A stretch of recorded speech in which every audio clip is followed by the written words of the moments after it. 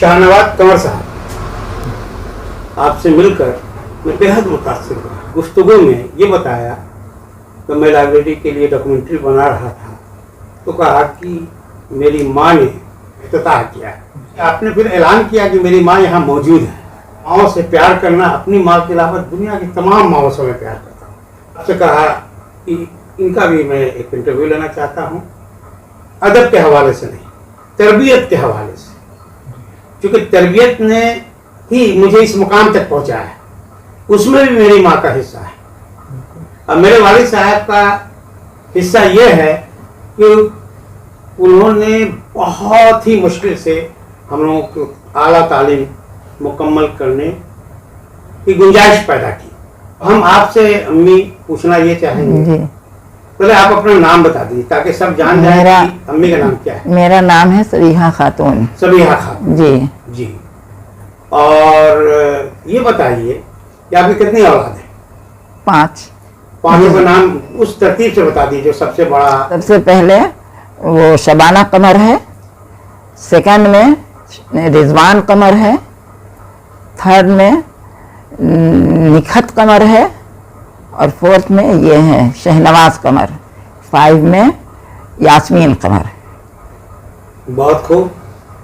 आपने भी मेरी माँ की तरह एक लंबी फैमिली को इस लायक बनाया जो आज समाज में सर उठाकर चलने के काबिल हैं और लोग तारीफें करते हैं। ये आप मोहतरम बताइए अपना नाम।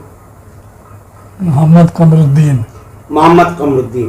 तो ये कमर जो है आप ही का लगा हुआ है। तो आप बताइए कि कैसा लगता है जब आप अपने बेटे की या बच्चों की तारीफें सुनती हैं, तो आपको कैसा लगता है? हमको खुशी होती है कि हम इस लायक इन लोगों को बनाया है जो आज इन लोगों की तारीफ हो रही है जी।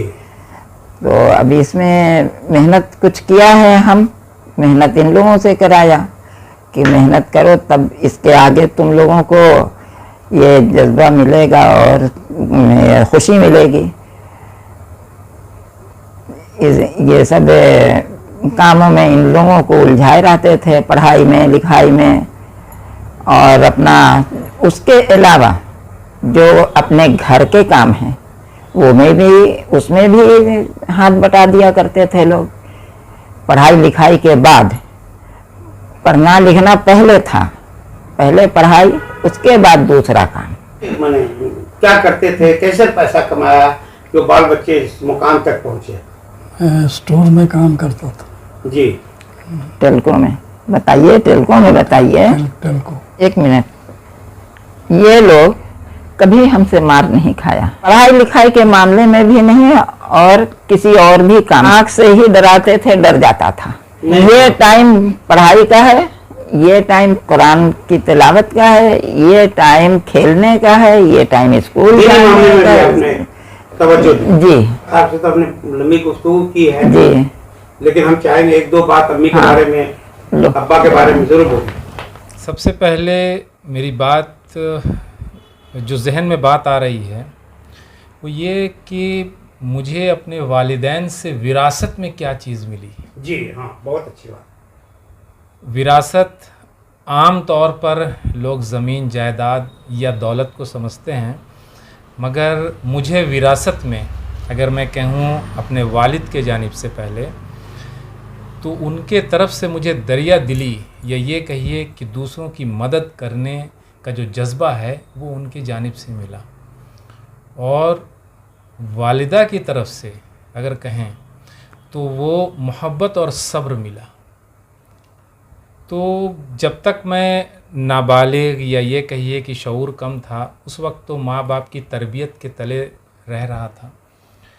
जैसे जैसे शऊर हुआ तो मुझे लगा कि क्या ये ईमानदारी अच्छी चीज़ है, जहाँ पर एक डिसाइड करना था और जितने मेरे काम थे जब हम उसको तरबियत के एतबार से जो वालिदैन ने दी है उसके एतबार से करते थे, तो हम देखते थे कि माहौल खुशगवार था, लोग मुतासिर होते थे।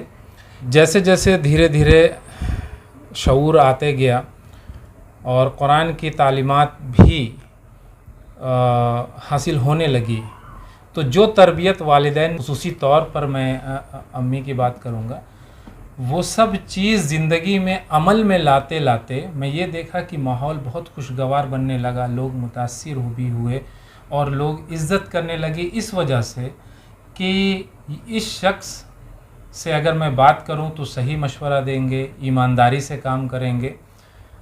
भी अच्छा महसूस हुआ और इस बात पे मैं फ़ख्र करता हूं कि अल्लाह ताला ने हमें मुसलमान बनाया और जो ज़िम्मेदारी अल्लाह ने दी है उसको बखूबी अंजाम देने की मैं कोशिश कर रहा हूं, क्योंकि रसूल सल्लल्लाहु अलैहि वसल्लम का हज्जतुल विदा का खुतबा कि जो बात मैं आपको बता रहा हूँ उन लोगों तक पहुँचाओ जो यहाँ मौजूद नहीं है। तो अब ये ज़िम्मेदारी मुसलमान के कंधों पर है और जैसा मैं पहले भी आपको अर्ज़ कर चुका कि एक सोच थी कि कुछ किया जाए, तो कौन ऐसा काम है जो हमें दुनिया और आखिरत दोनों जहां में लाइब्रेरी के बारे में तो आप बहुत बात कर चुके हैं, तो इस वजह से हम लोग अब एक जुमला हम आपसे वो पूछेंगे कि ईमानदारी से आपको बतानी है। आपकी जो अहलिया है उन्होंने कितना छूट दे रखा है ये समाजी और फलाई और दीनी और तबलीगी काम करने के लिए? अहलिया से पहले मैं वालिदैन की बता देता हूँ। इन्होंने भरपूर कुर्बानियाँ दी हैं इस तरह की फलाही काम करने के लिए।